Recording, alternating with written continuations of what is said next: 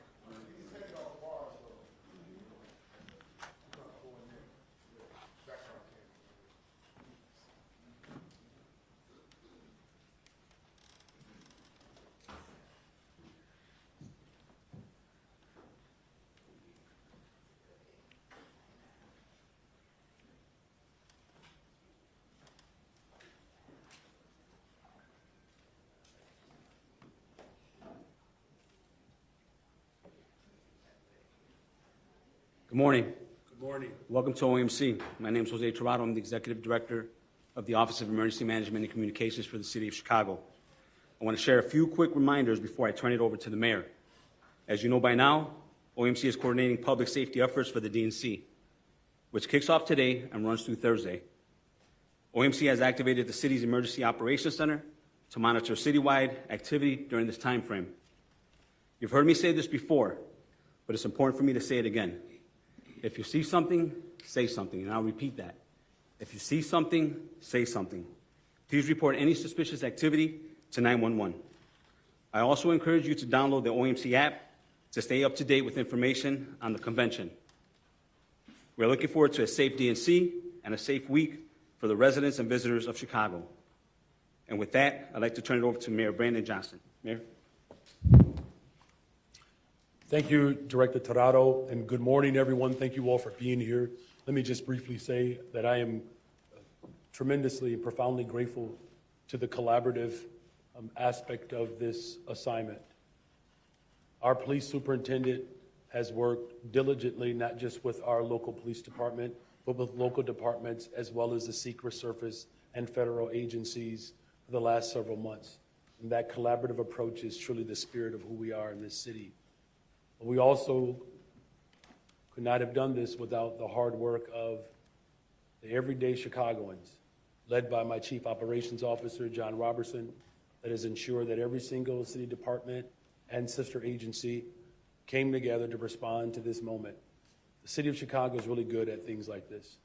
It's the reason why we have hosted more national and political conventions than anywhere else in America. There's a reason why Time Out Magazine rated us #1 as it relates to conventions.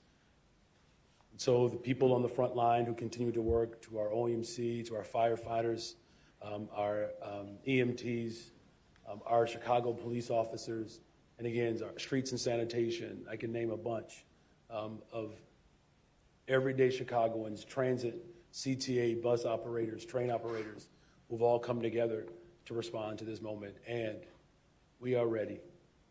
We are ready. With that, we'll turn it over to Police Superintendent Snelling. Thank you, sir. Thank you, Mayor. And I'd also like to thank Executive Director Jose Tirado, who's been a great partner in this. And good morning, everybody. Good morning. First, also, allow me to thank my leadership team and what a great job they're doing. As you see to my left, we have Chief standing here, Chief Dwayne DeVries, who has overall command of the DNC. We have Chief Antoinette City and Chief Yolanda Talley. They've all done a great job.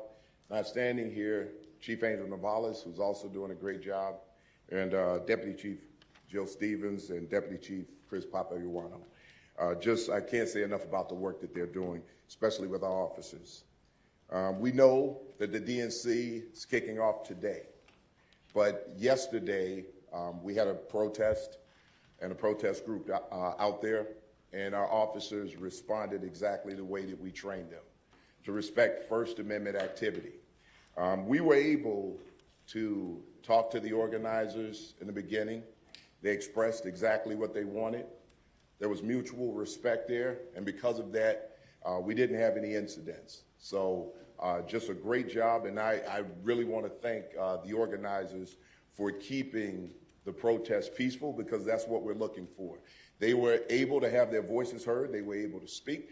We gave them that opportunity and a platform to do it, and we protected them while they were doing it. So we had officers out there on foot, bikes, so they were protecting the entire corridor, traffic, direction, making sure that the businesses were taken care of, but most of all, making sure that our citizens were safe while this protest happened. So we're expecting large protests throughout the city for the rest of the week. We're prepared for that. We hope for the exact same outcome for every protest, that everyone gets to express their First Amendment rights. We don't have any incidents. If that occurs, then we've had the most successful Democratic National Convention that we can imagine. So we would prefer not to have clashes. We would prefer not to have to make arrests if we don't have to. And we will avoid those things as long as we're not committing acts of vandalism or violence. We must protect our citizens, and we must protect our city. I drove the route yesterday, all day yesterday, last night, checked on a few things across the city. Our officers are out there. They're out there. They're highly visible. And we have officers not only along the corridors downtown, in and around the venues of the Democratic National Convention, but also in our neighborhoods to continue to protect our people who are living in areas where they're the most vulnerable. So we want to make sure that it's clearly understood that our officers are protecting the entire city, not just one location. So we're going to continue that. We're going to continue to keep our officers looking good, staying professional, because that's what we want, that professional interaction. And I just cannot say enough about how our officers responded yesterday. Just an excellent job, and I'm proud of the Chicago Police Department and the way that the Chicago police officers responded. We could not do this well if those officers didn't step up and work the way that we trained them to work, and they remembered their training, and we'll continue to work that way. With that, let me introduce Secret Service Deputy Special Agent in Charge, Derek Meyer.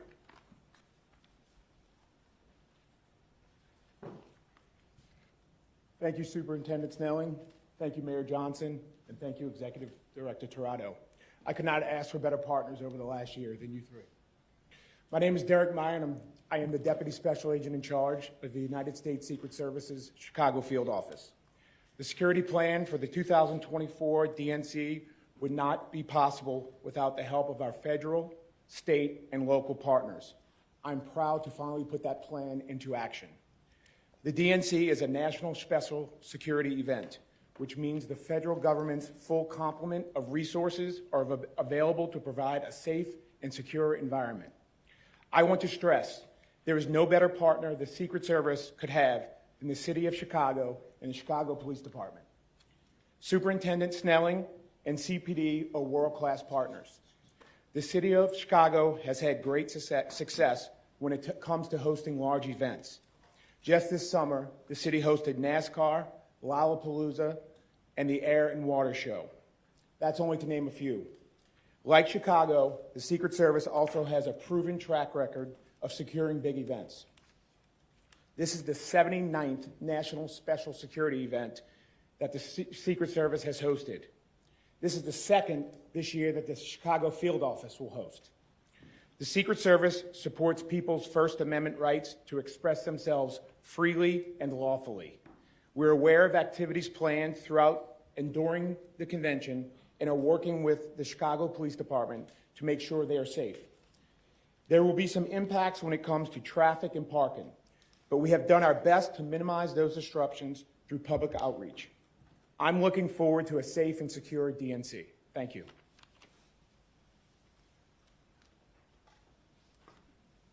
We'll now open this up for questions. We have microphones. Mary, start there. Tom, you can start. Hi, Alice Gate of the Chicago Tribune. This question is for the mayor. Mayor Johnson, you had a recent interview in which you described the war in Gaza as genocidal. Can you talk about why come out now and use that label? And how do you reconcile that position with your role in also celebrating the Biden-Harris administration this week? October 7th terrorist attack we condemned in very certain terms. The first major city to do that. The acts of terror that were executed by Hamas, we've condemned them. We've also called for the releasing of hostages and for the end of this war. You can condemn terrorism and call for peace. It's actually very customary within our tradition here in Chicago. Dr. King called for that. People across America are calling for that, for the immediate releasing of hostages, the end of these acts of terror, and the end to this war. And I will continue to stand by that position because it is the moral position. Good morning. Question for Superintendent Snelling. Sam Charles from the Chicago Tribune. How you doing, Sam? Good morning, Superintendent. Obviously, the DNC goes through Thursday. Are days off canceled for all officers between now and Thursday? And is Friday the day expected to where things kind of get back to normal? That's correct. We just want to make sure that we have the appropriate amount of manpower out there to deal with this. Obviously, though, we know that can be a strain on officers and their families. This is why every district commander and every member of leadership has a wellness plan around officers, just to make sure that officers are hydrated, they're getting breaks, they get an opportunity to rest, that they're nourished. We know, again, that when we look at cognition, we want our officers to be well when they're responding out there. And yesterday was an example of that. When our officers are well rested, when they know that they're being taken care of, they take care of others. So, yes. Superintendent Julie Bosman with the New York Times. Were there any arrests related to protests last night? And do you intend to let the Poor People's Army march inside the security perimeter today? So what I'll tell you about the arrest, there was an arrest of a 23-year-old woman. She was charged with defacement of property and resisting and obstructing a police officer. She was not inside of that march. It was separate from that march. So I'm not going to associate that one individual with the peaceful protest that was put together by that group. So there was one arrest, but it was not inside of that footprint. Oh, I'm sorry. And the second part of it, no one will be allowed within the secure perimeter of the DNC. All right. This is a matter of national security. We want to make sure that everyone is safe. We saw what happened in Pennsylvania. We're going to make sure that we secure everything so that doesn't happen here. We have a great partnership with the Secret Service. We're in constant communication with them. Our partner, Derek Meyer, just a phenomenal partner. Can't say enough about that, and we're communicating, and we're going to make sure that we protect that area. Superintendent Snelling, Martin Costi, NPR. Yesterday, the spokesman for the coalition to march on the DNC said that regarding the length of the route that they've been trying to get longer, that basically the size of the crowd dictates where people go, Chicago rules, implying that people might start departing the official route. What's your philosophy if people start going to side streets, that kind of thing? Listen, the length of the route Doesn't matter. We've seen early on with some of the protests that started last year, upwards of 10 to 15,000 people. And it wasn't about the length of the route. It was about the control efforts put in place. Number one, the organizers. The organizers in some of these protests have done a very good job policing themselves and policing each other. They've worked with us in partnership. We've talked to them because if we know what those routes are going to be and the direction they're moving, then we can do our best to ensure the safety of everyone within that group. If you watch us and if you watch the way that we've been training with our bikes, we have a way of keeping everybody in line and keeping everybody on the route. So this won't be a log jam. We're going to make sure that if anything happens that we have to call an audible on to make sure that everyone is safe, we will do that. But just keep in mind, there's traffic throughout our city. There are intersections that we have to make sure that everyone gets through safely so that there are no car accidents or someone who decides to drive into a crowd. So we're going to make sure that we protect everybody. Good morning, Superintendent. Michelle Gallardo with ABC 7. My question for you is, and you already alluded to this, obviously yesterday you had your first chance to see how the training of officers would play out with, the first of the many protests that is going to happen this week. But of course, today's the big day. It's going to be significantly more people, tens of thousands potentially, versus hundreds. So is there any, difference in what we saw yesterday to what we will see today? Yesterday we saw the bike patrols. Certainly there was no riot gear in sight. I'm sure that was on purpose. But when you're dealing with potentially tens of thousands of people, does that change? Do the officers today, will we see them in protective gear? Are there any differences, majorly in what we will see compared to yesterday? No. What you're going to see, if we see more people, you will just see a fuller effect of what you saw yesterday. As far as riot gear, we don't need officers out there in riot gear if people are protesting peacefully.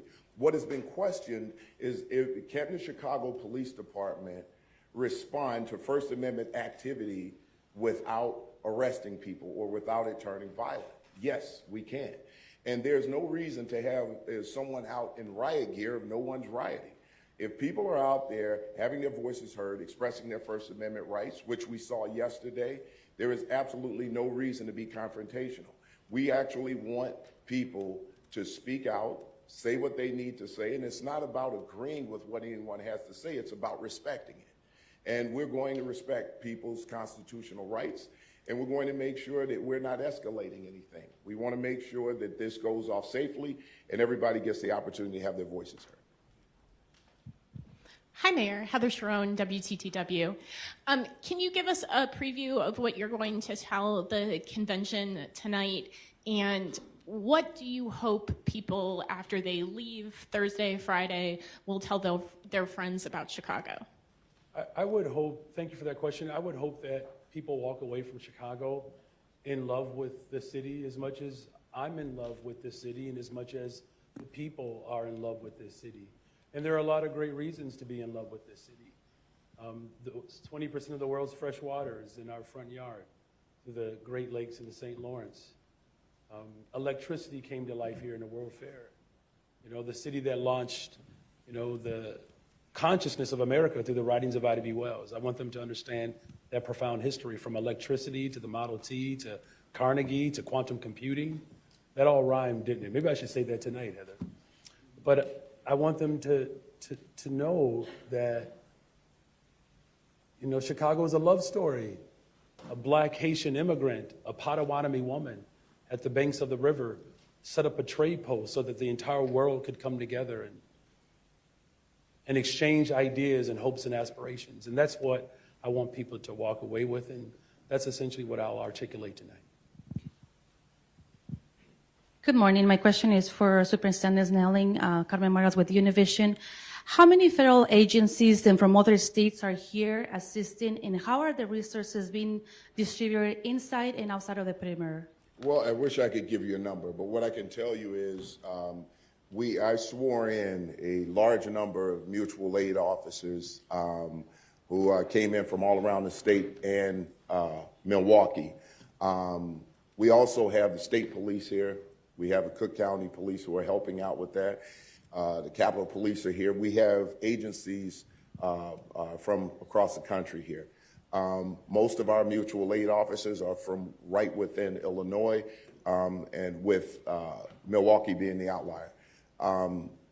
They are in charge of a lot of the infrastructure. So a lot of the locations where we know need to be secured, this is where we have the mutual aid partners distributed. This frees up our officers to be out in the field because of the extensive training that those officers have. We would rather have our officers patrolling and responding to these incidents rather than having someone from outside of our agency do those things. Chief Snelling, good morning. My name is Tarso with Bloomberg News. I have a question for you. Are you concerned about the protest that will happen outside the Israeli consulate on Tuesday? Their slogan is "Make it great like '68." Well, listen, I'm concerned about a lot of things. And when we become concerned about things, the more important thing is what can we influence, right? So what is our response going to be to any situation that happens? Listen, it's this simple. The Chicago Police Department is here to protect everyone in this city.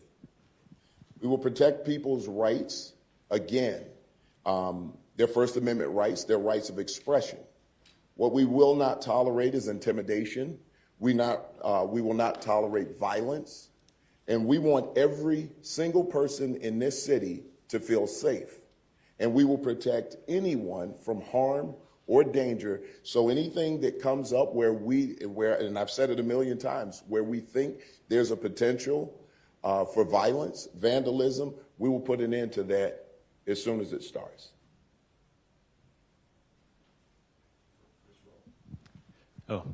Superintendent.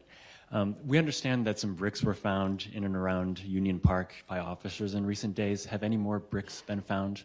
Not to my knowledge, but we keep an eye out for those things, because if we can stop that before it starts. Because look, when you have a large group of people who want to express their First Amendment rights, the larger number of that group are just simply here to do that.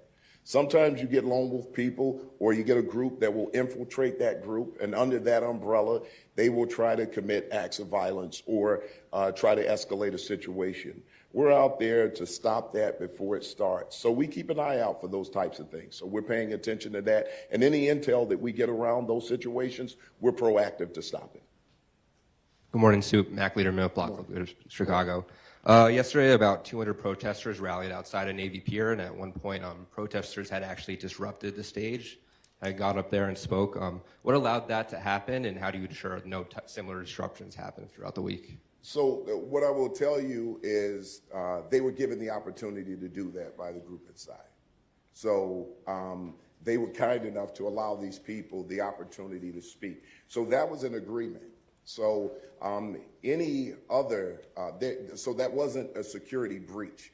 So when we know that there's a possibility of a security breach, we'll make sure, because we have officers there to stop that from happening. But that was an agreement yesterday. That's the last question. Hey, Sean Mulcahy, Chicago Reader. I just wanted to follow up on the Poor People's Army. So my understanding was that the city was required to grant a permit to march right in front of, like on Madison Street. Could you just confirm like how that squares with not being able to get inside the security perimeter? We're here. What I can tell you is this, because I don't have all of the information on that right now, so I don't want to give you any bad information. Here's what I will tell you. We know that we have people who will pop up and start to protest. Listen, we will handle that the same way that we handle everything else. We don't want to escalate a situation. And if all they want to do is have their voices heard and they're not disrupting anything, people will have the opportunity to express their First Amendment rights. So anything that happens like that, the spontaneous, we'll be there to handle it and keep it as peaceful as possible. Thank you very much. Thank you. Thank you, everyone.